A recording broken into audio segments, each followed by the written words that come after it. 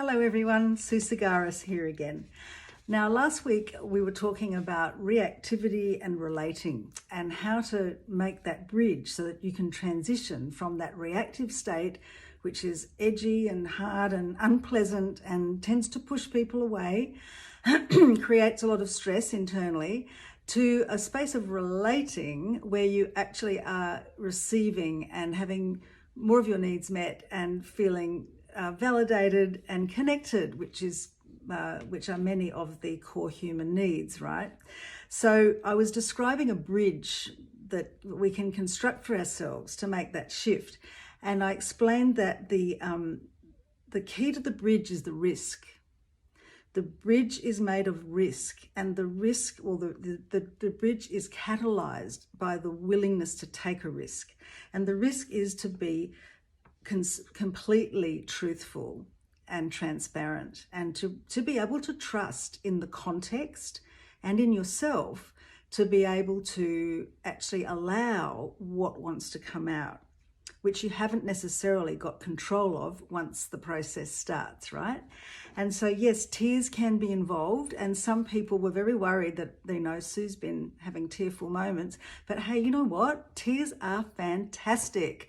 Please take that on board. There is nothing wrong. And hardly ever anyone would come to a session with me without shedding a few tears. And when we're really in relationship, we often mirror that as well. And there's such a softness when the letting go actually happens. But yeah, risk is the catalyst. So we also need to be able to balance the taking of the risk with the safety that we need in order to actually show up and be transparent. So it's quite a dance, isn't it, in that way? And most of the time we err on the side of caution and we don't open up.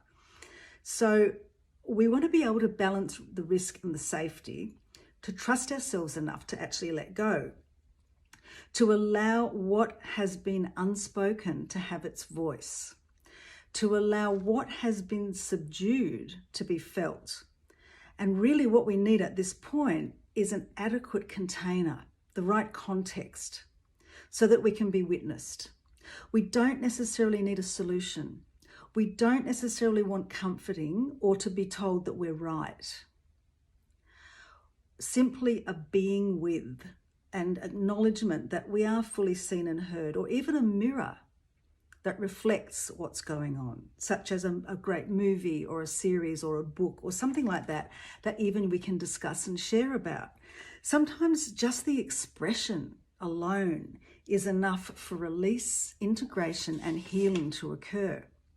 Other times, once that static and pent-up heat of the reactive state has subsided, we may need to get grounded, and we love to feel the grounded warmth of a wordless hug, or the soft eyes that reflect the pain, the uncertainty, or even the celebration and the triumph that we're then experiencing. I've noticed this with the people that I have been sharing with lately, and I quite often see those beautiful tears in their eyes. So the container for our transparent truth-telling must be adequate for trust to be accessible,